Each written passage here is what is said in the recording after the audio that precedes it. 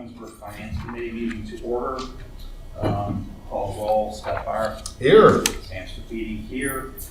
Absent tonight from the Finance Committee is Joanne McCarron. Also in attendance is Daisy Walker and Lauren Stoffer, Mayor Yates, and Sarah Buchgras, our Finance Director.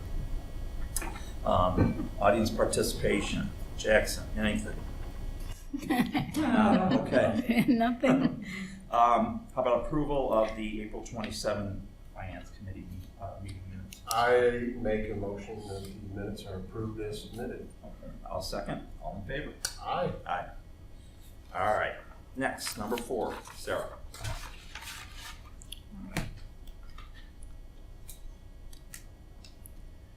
Okay, so tonight on legislation, we have for you a proposed setup of a new police and fire levy fund. So this is due to the passage of issue 2. We want to set up a fund where we can house the money coming in and then use that money for the things that we committed to using it for, which would be police pensions, fire pensions, and safety capital. So inside of that fund, internally, we would separate out, the 0.7 mil for police pension, 0.7 mil for fire pension, and the 1 mil for safety service capital. I did meet with the chiefs and the AC and lieutenant today to discuss that shared safety capital number and just keeping it one bucket. And they were all in agreement that we want to keep it a shared safety capital dollar amount because Between I think the 2 departments? right, Okay. as opposed to trying to break it up a certain Between percentage police and fire. between police and fire. And they all committed to that. They were all in agreement to move forward that way, especially right now. Fire department has more expensive needs, I guess I'll say. I don't want to say a greater need, but more expensive needs. So they seemed all on board with that if that is okay with council to do it that way, to have separate police and fire pensions because we need that, but to have that third piece as a safety capital as opposed to trying to break it up between the 2 departments. You think you good? I'm good. It's fine. Yeah. And so we'll have one fund. Mayor? Yeah, it's definitely the conversation we had. I mean, it just makes sense for both flexibility with both those departments for capital needs. And like I said, like they agreed and we looked at some of their kind of 5-year projections. And I know Sarah asked them to project 7 to 10 years to see where we're at. But there's some significant capital needs in fire coming up. Police is fairly consistent. There are some things we're looking at that could be bigger ticket items, but I think it makes sense to have it in one. Okay. Yeah, and the 2.4 mils is estimated to generate just a little over $1.7 million. And so 1 mil of that, the capital portion of that, is about $708,000. So just to kind of put things in perspective, the lease payments that we have right now that we did for our pumper truck and our police cruisers and those life pack monitor units for the fire department, that by itself is a little over $300,000. So we still have a chunk of money to work with, and we had a nice conversation this morning that they are interested in leaving a portion of those dollars to build up in that fund, hopefully over time, with obviously the knowledge that we do need to catch up on a few things. So I think they're interested in, we don't necessarily, just because we're getting $708,000 in that line item, doesn't necessarily mean we're going to budget that every single year to spend it, because we want to get back to being able to purchase things cash, not just always having to pay over time. If we can save on financing. Right now the rates have been so low, the lease purchase financing has been fine, but you never know where things are going to go. Sarah, could you tell me those numbers again? What was the capital one? It's 708,000 would be the 1 mil. That'll change every year, obviously, from the county estimate, but that's the number they gave us for this year. Okay. 708,000. That's nice. Mm-hmm. And then that's just a little listing of the things that we have coming up. I think you guys are aware of most of them. The one that might be new to you is the lot improvements and the carport. Police is looking at a possible carport for the cruisers that sit outside right now. And then the lot improvements, Amy could probably talk about a little bit more, but it would be a full takeout of back there because the patching and stuff that's been done back there on the concrete, it's just Right. Yeah. lived its life and it'll be a total tear out. It's So, getting bad back yeah. So any questions on setting up the new fund? Are we comfortable with how we want to move forward with that? And I think it's the greatest way that we can have transparency to the community. And now that police and fire are on board with sharing that capital piece, that would be my recommendation how to move forward. Okay. Sounds good. there. Sounds good to me. Okay. All right. So the American Rescue Plan guidance came out this month. It is a lot of information. There are a lot of allowed uses. It's not quite like the CARES Act last year, which was very limited in what we could use it for. So I was trying to find a way to put all 4 of those buckets we've been talking about into one meeting, but to leave a little bit of time for discussion in case you guys had questions or you wanted to talk over the different allowed uses, I broke it up between 2. So tonight we'll go over the COVID-19 response / economic, negative economic impact allowed uses and the premium pay. And then next month, Amy was kind enough to come for next month and we'll talk about revenue replacement and the infrastructure allowed uses. Well, the one that I talked to you about earlier, I guess we're going to discuss that somewhere along the line. I would like to see some of that money going to our employees, especially our police and fire, our service and wastewater staff. Basically everybody. I know our fitness center was closed, so I know I've been doing a little bit of checking. I know some communities and school systems are breaking it down and giving different amounts to different staff within their organization.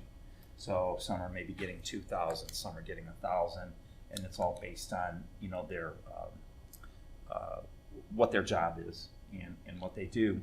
And I think that would be a nice gesture to our employees here to be able to do that. But then you did shed some light on that there's a certain amount of money that they can make to be able to receive that money, and we have some folks that are over that. So it would something that we have to really talk about and work on, I believe, in order to make this happen. But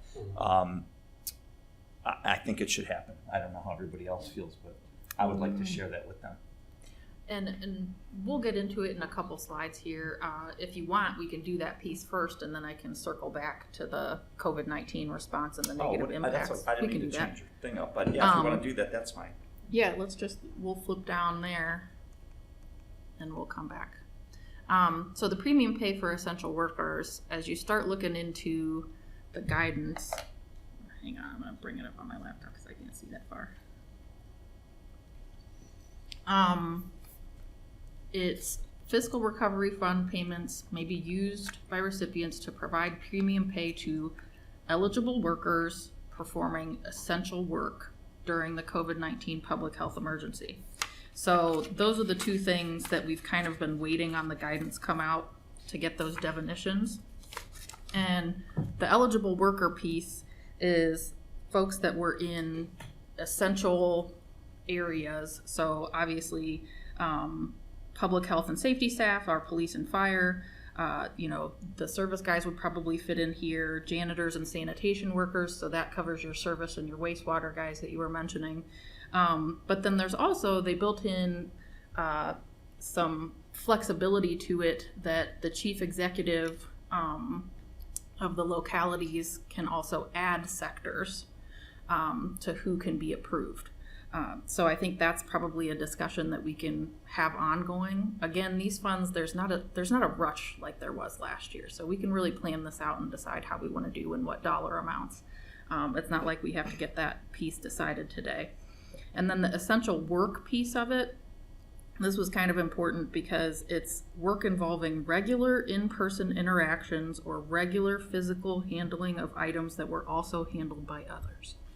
And it gets into a little bit more on the next slide that, like, our folks that worked from home, they kind of are specifically excluded from that because they don't have that interaction with the, with the public. So I guess we have to kind of be careful on when we're talking about the premium pay, for who we can and can't give this to according to the guidelines. And like I said, these just came out a couple weeks ago, so we're all still figuring it out. But these are some highlights on what we found out so far. Okay. Perfect. Thank you. Mm-hmm. So the piece that you were sort of talking about before that we mentioned before the meeting started is on this slide. So the limitations on how much you can give out, it's up to $13 an hour, not to exceed $25,000 per eligible worker.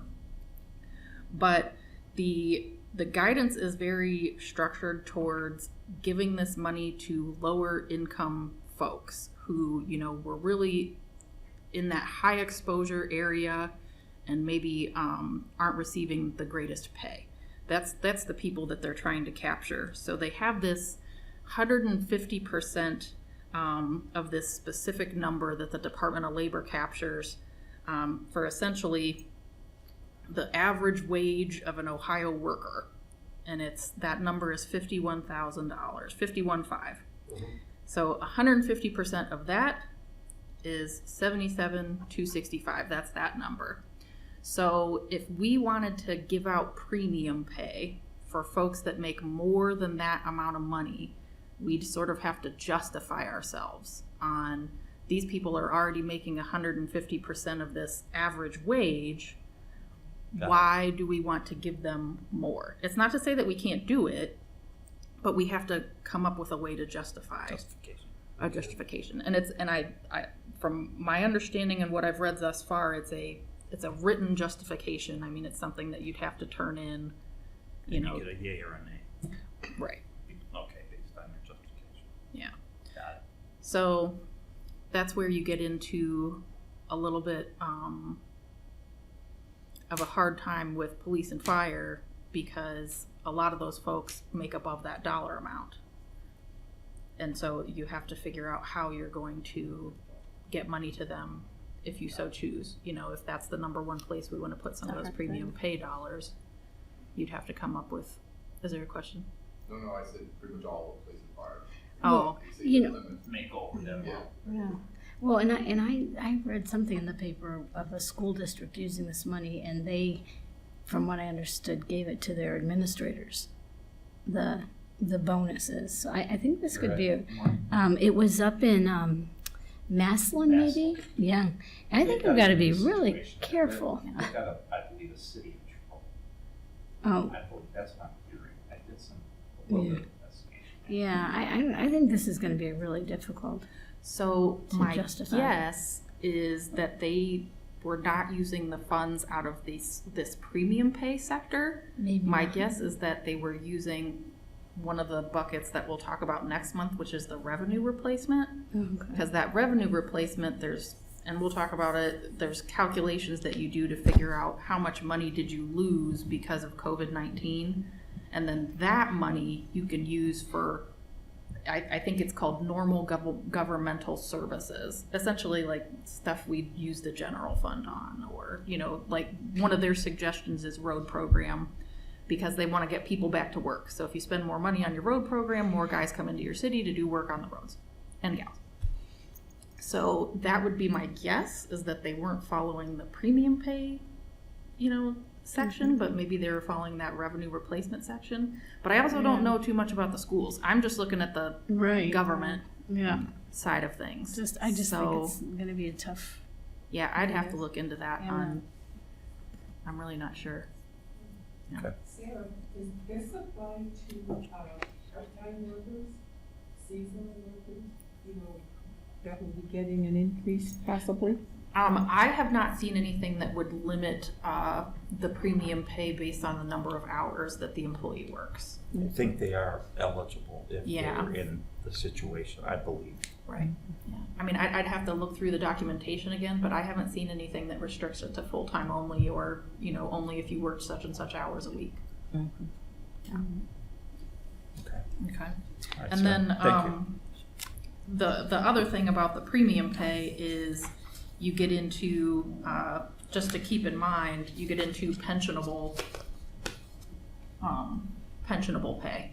So, you know, for every dollar you give out in premium pay, just think you've got to cover that pension that goes with the along with it pension. as well. Yeah. Got So it. just to keep in mind, especially if we do it like based on the number of hours that they worked, like Is that not, taxable? Is all that taxable? That if we were to give that out? right, Okay. yeah, pensionable, taxable. Yeah. Okay, so any questions on the premium pay at the moment?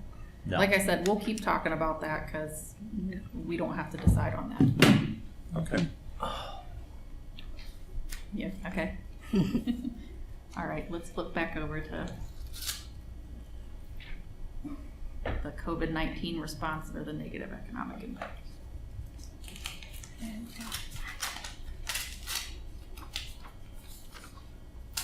Actually. So we've been talking about our allocation. We had this estimate out there of the 3.7 million. Oh, So just yesterday, they released the allocation method for the communities that they call non-entitlement units, which just means people that are smaller communities, under 50,000. So that's what we are. So they just released that guidance yesterday on how the states are gonna get the money out to those smaller governments, smaller localities. And it looks like it's gonna be based on population size. But the big difference is the townships are in there. So I think that $3.7 million number was an estimate that came out before they had the townships eligible for the payments.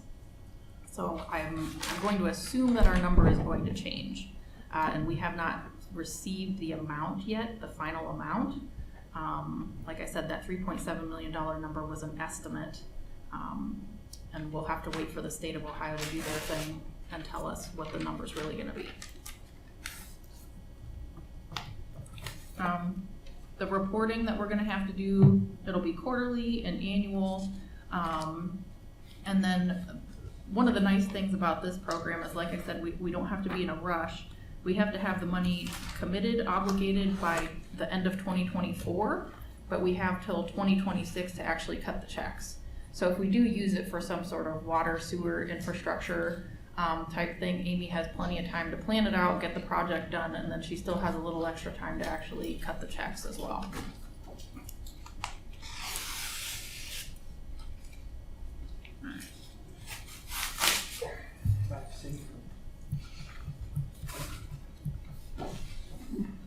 Okay, so responding to COVID-19. So the CARES Act money, pretty much anything that we could do with the CARES Act money, we can do with this money.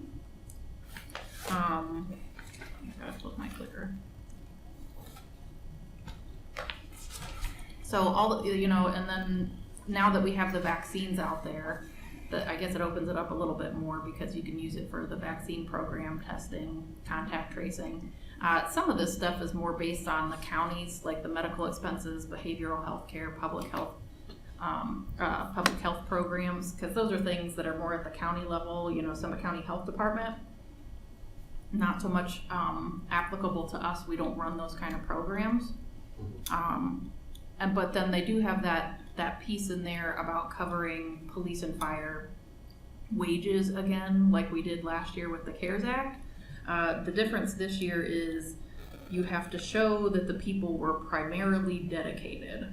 They changed the way the wording is. So that would be the test that you have to meet to use it for police and fire, that they're primarily dedicated to responding to COVID-19. okay.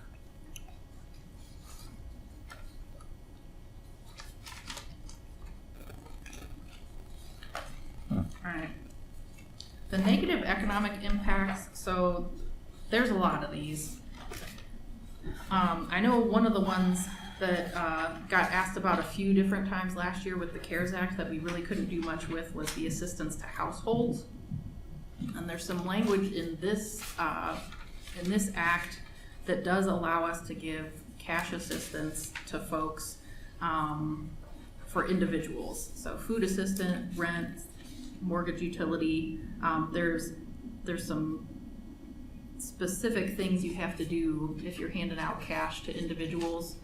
So if it's something the council is interested in running one of those, household assistance programs for individuals, that we'd really have to get into the guidelines on that if there was an interest in running some kind of program there.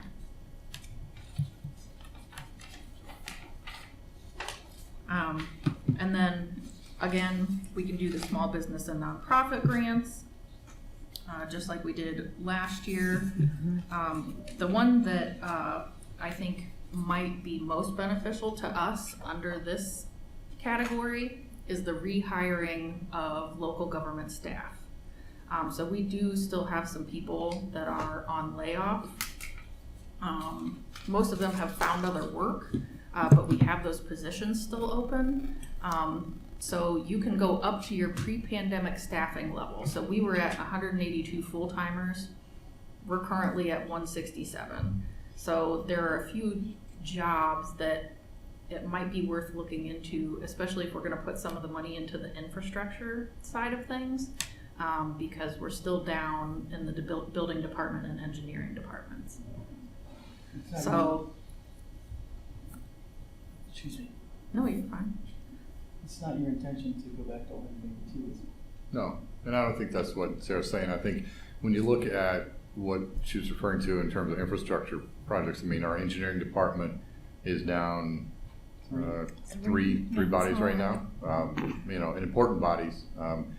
And so I think as we start ramping up some of our projects around town, that could be definitely a need. I mean, they're stressed right now because of no administrative staff, all of the reporting, all of the different things that happened through that department that was done administratively is now being done by Amy. So less time for her on the engineering side of things. Keith, you'll hear him talk tonight. He's doing the best he can. He's running wild right now. I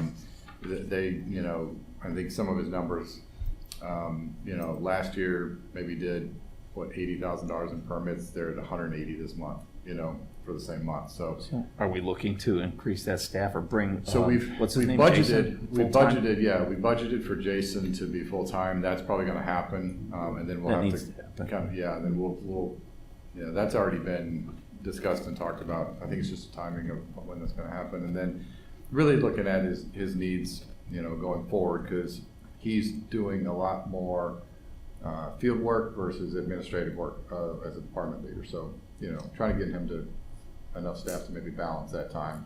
So. Do you think you would ever need maybe a part-time employee in there? Maybe part-time seasonal. I understand the situation with Kabbalah.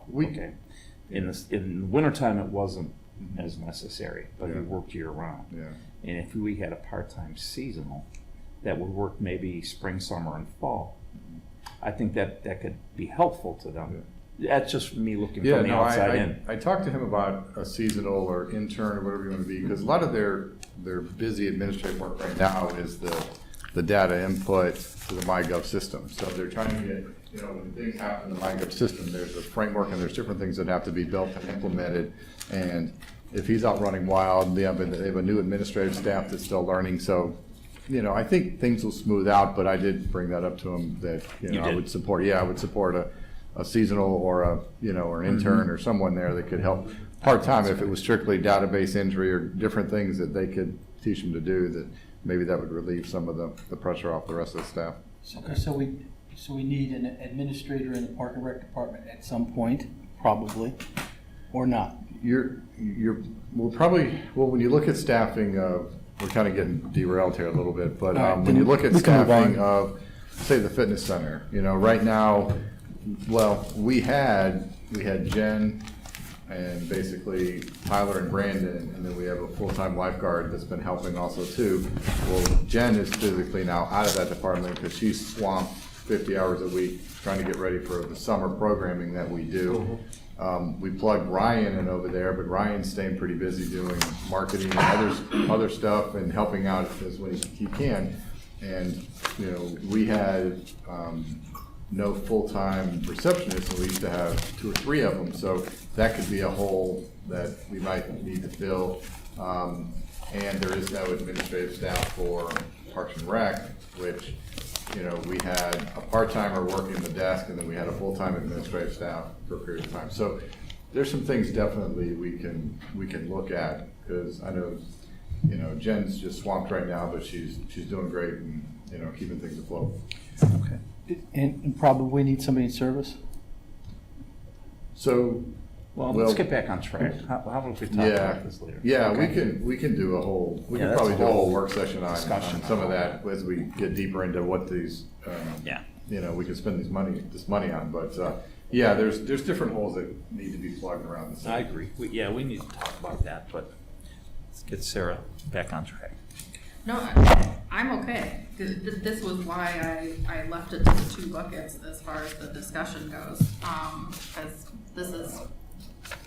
this is my last slot. I left it open for discussion and questions. But the reason that I pointed out the rehiring of staff was honestly mainly because of engineering. Okay. That's what I think. You know, because if we're looking at increasing our road program or using this money on infrastructure and just looking at those things in general, not even just because of this act, you know, that department was cut in half. And so we're down a GIS analyst, an assistant director of engineering, and an admin. Okay. And that's a big deal. So that's it then, Sarah? Yeah. Well, that was fast. So we want to talk a little bit. If you guys about- want to stay in finance and talk about that, or we can end finance, we can talk about it outside of finance. Should we stay in finance? We'll stay in Just a finance. quick question about Okay, service. questions and comments. Go ahead, Bill. Here we go. You're on. Go ahead. Yeah. Are we fully staffed in police and fire to the best of your knowledge? Yes, Thank you.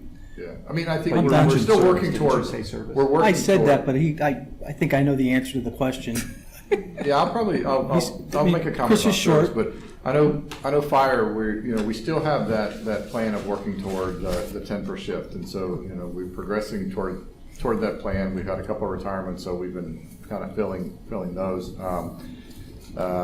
Police, we are doing a lieutenant's exam and a sergeant's exam in September. That's the plan. And what that does is allow all potential eligible people to sit for that test. And so the plan is around September to look at some of those promotions.